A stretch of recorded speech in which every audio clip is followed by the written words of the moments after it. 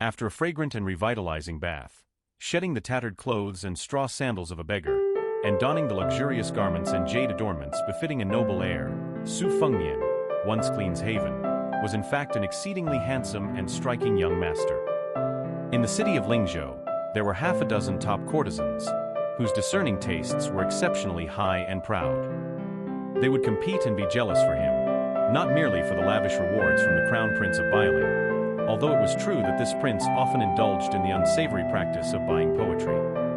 Yet he was well versed in the romantic arts, adept at Go, conversant with needlework, appreciative of the guqin, and an observer of dance performances, making him someone capable of warming a woman's heart.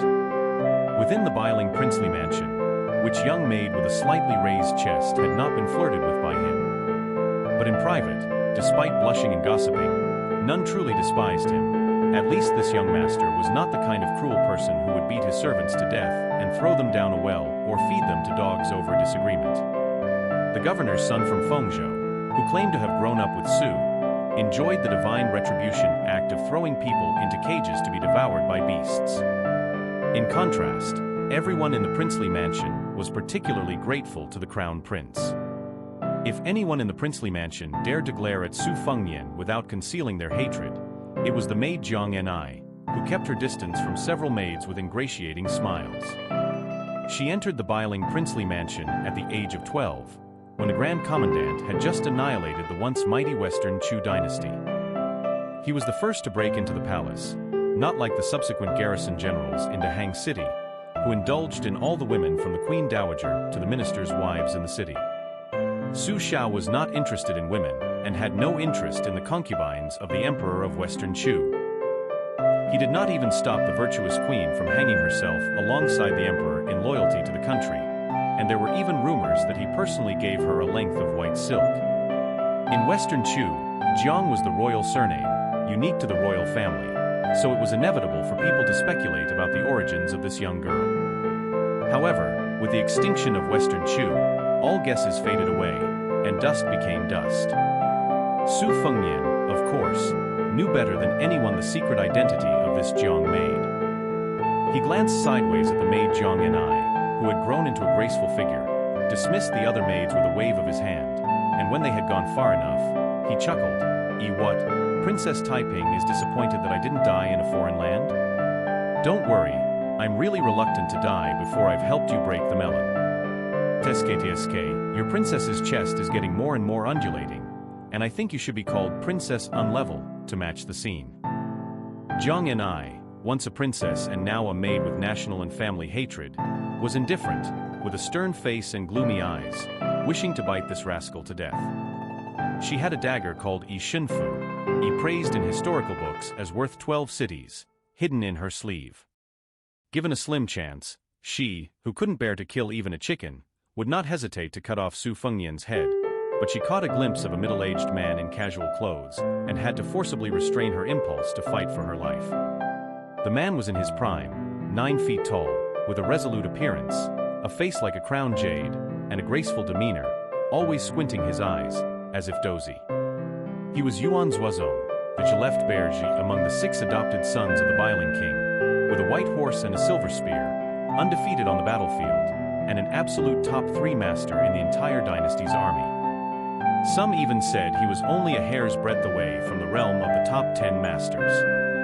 Facing this fierce god who was used to using human heads as wine bowls, Jiang Enai dared not act rashly. Before Su Fengnian's travels, he shamelessly said, I will only give you one chance to kill me. If you can't kill me the second time, I will kill you. Unfortunately, that year, she, who had just grown up, tried to seduce him by dressing up in makeup and gorgeous clothes. She finally tricked him into bed. When they were intimate, she stabbed him, but only stabbed his shoulder, deep into the bone, but not fatal. This guy just slapped her, got up and dressed, and said 2 sentences. The first sentence was, Next time you won't have such good luck. Don't waste it. Your Highness, I have finally seen Your Highness. For 3 years I have been unable to eat or sleep thinking of you. A richly dressed fat man rushed over, running and crawling, with real snot and tears on his face, very rascal. Jiang Ni's disgust was no less than when facing Su Fengnian. Yuan Zuozong, who was close to protecting the prince, turned his head away, disdainful, his eyes full of strong disdain.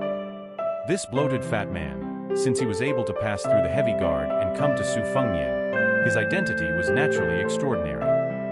In fact, he was also an adopted son of the Grand Commandant, like the Yi left Berger of the Biling army, with a surname Chu, named Lushan, and was the hawk and dog among the three dogs. The Yi 360 feathered insects, the most divine and strong just snow-white spear that Su Fengnian had suffered together for 3 years, was trained by this fat man, more attentively than raising a daughter-in-law or a son. This person has always had a very bad reputation in the Biling army, known for his sweet mouth and treacherous heart, and a lustful life.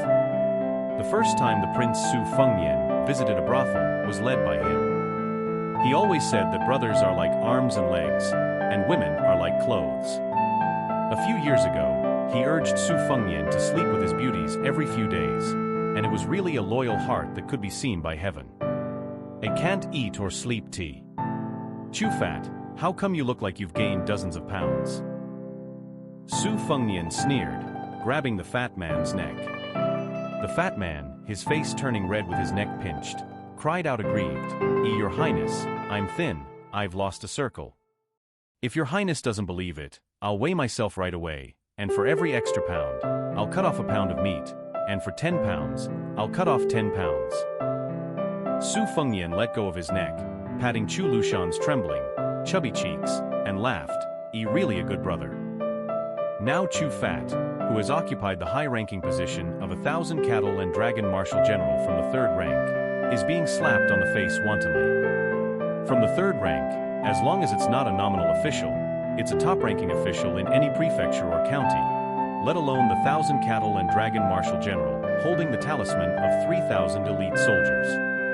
But this fat man not only doesn't feel humiliated, but instead has a face full of extreme honor. He put his huge head, like a pig's head, and said with a grin, Your Highness, I have just taken a new beauty, with delicate skin and tender flesh, so tight that you can squeeze water out. I haven't dared to enjoy it yet, I kept it specifically for your Highness.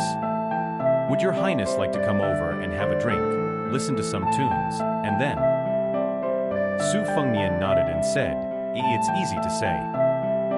The two looked at each other and smiled, as sly as could be. The old saying that a wolf and a hyena are in cahoots is probably referring to this pair of troublemakers. Just as Chu Fat was expressing his concern for the prince's well-being over the past 3 years, the king of Biling came slowly. There are several pillars of the state in the dynasty, but there is only one great pillar of the state, second only to the Tianqi marshal, who will not be vacant only in times of national crisis. Su Xiao has been a soldier all his life. When he was young, he would lead the troops and be the first to fight, so the late emperor once issued a special imperial edict ordering him not to personally participate in the battle. Later, when he fought against Western Chu, he was hit in the left leg by an arrow and left a slight limp. Su Xiao doesn't mind those who mock him as Su the Barbarian, but if anyone dares to slander Su the Lame, it will definitely be a situation where they will not die without end. Wuan Marquis, who fought against Western Chu with him, had a favorite general who was young and vigorous and paid the price, and was beheaded by Su Xiao on a whim, and his head was hung on the city head of the Western Chu imperial city with a row of famous Western Chu generals. Wuan Marquis dared to be angry, but dared not speak, and he didn't even protest to the emperor afterwards. Su Xiao, with slightly white temples, is not tall, and his appearance is even more inconspicuous. He is slightly lame in middle age and now has a slight hunchback, as if carrying the heavy burden of 300,000 vengeful spirits. Chu Fat is a person with a lively mind and eyes, immediately restrained his expression, and knelt down on the ground. As an adopted son, Yuan Zuozong is much more backboned and has a spine, but he just bowed according to common etiquette. King Su Xiao waved his hand gently, letting Chu Lushan go and sit down on a stool by himself, trying to sit on the wooden couch with his son, but was kicked in the butt by Su Fengnian with an angry face, and had to awkwardly choose a bench to sit aside. Chu Fat was sweating profusely, sitting on pins and needles, and didn't dare to wipe it off. Yuan Zuozong smiled knowingly. Su Fengnian whistled, picked up a piece of shoe brocade wrapped around his arm, and summoned the Chu Fat trained spear to come down, took a glass filled with grape wine, and sighed deliberately, Yi Xiaobai, you have suffered over the past 3 years. No wine to drink, no meat to eat, and almost got killed and stewed. I'm sorry for you. The great pillar of the country was ashamed and sighed repeatedly. The maid Jiang Ni, who is more and more beautiful with a national color, sneered softly. She thought that this snow-white spear was just like her, meeting the right person at the wrong time. This rare flying feather only exists in the icy and snowy areas north of Jinzhou. As long as a hunter catches one, he can be exempted from the death penalty except for treason. Even the powerful nobles of Western Chu were willing to pay a huge price to buy the spiritual creature, nicknamed Yi Green and White Yuan. Yeah, but it was still rare to find. The one on Su Fengnian's arm is even more remarkable. It is the top grade of a 6-year phoenix among the green and white cranes, even rarer and more precious than the 3-year dragon. Once, a powerful family leader in Yongzhou of Liangzhou offered 1,000 taels of gold and 3 beauties in exchange for Xiaobai. But he was scolded by the domineering Su Fengnian and told to roll away. The powerful and influential noble undoubtedly hit a wall. Su Fengnian snorted and said, Su Xiao, I ask you, if a son is bullied, what should a father do? The great pillar of the country smiled and said with a natural face, that's naturally to copy his family and wipe out his clan. If you're still not relieved, take his wives and concubines as cattle and horses, and occupy his property to spend it all in an instant.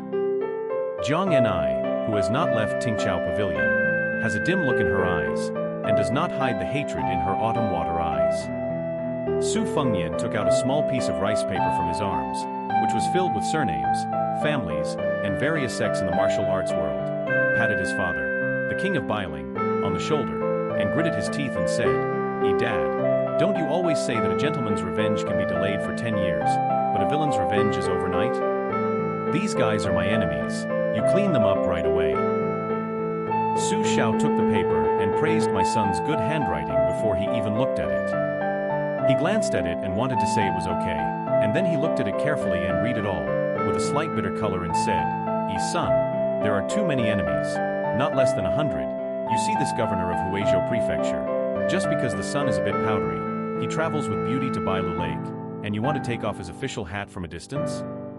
And this Langyuang family in Guangzhou.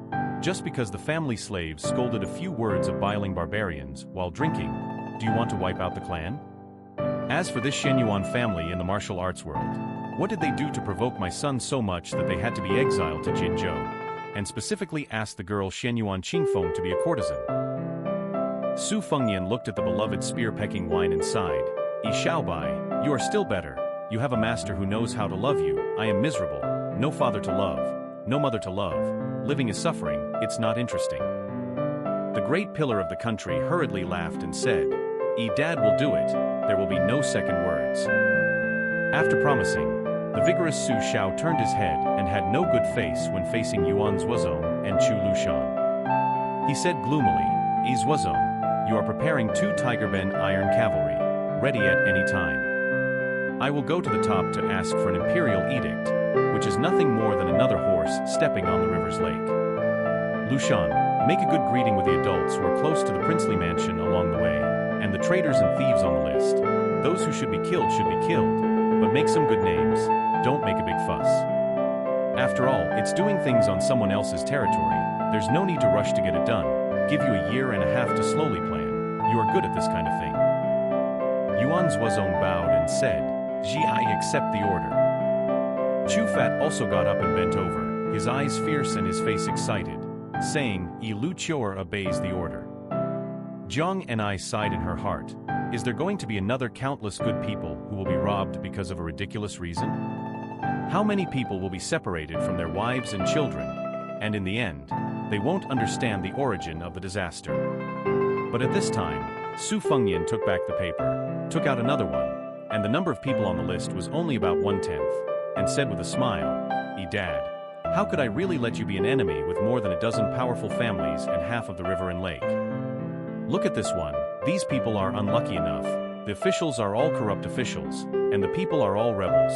Killing them is justified. Helping the world, it will definitely accumulate virtue, better than building 700 levels of stupas. Su Xiao let out a big sigh of relief. Seeing his son about to get angry, he immediately deliberately put on a stern face and took the second paper with great importance, nodding and saying, "You're in that case. There is no need to make a big fuss. Within a year, Dad promises to make you not see and not be annoyed. My son is indeed filial, and he knows how to relieve Dad's worries and accumulate virtue." Su Fengnian threw half an orange peeled by Su Xiao into his mouth, and said vaguely, That's it."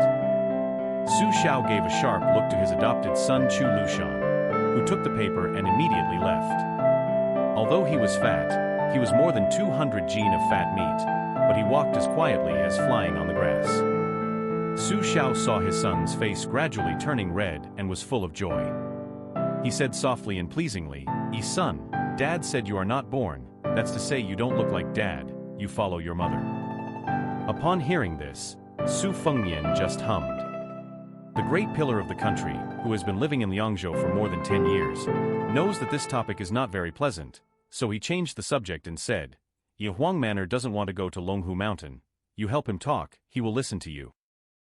Su Fengnian nodded and said, I know, you are busy, don't hinder my fishing."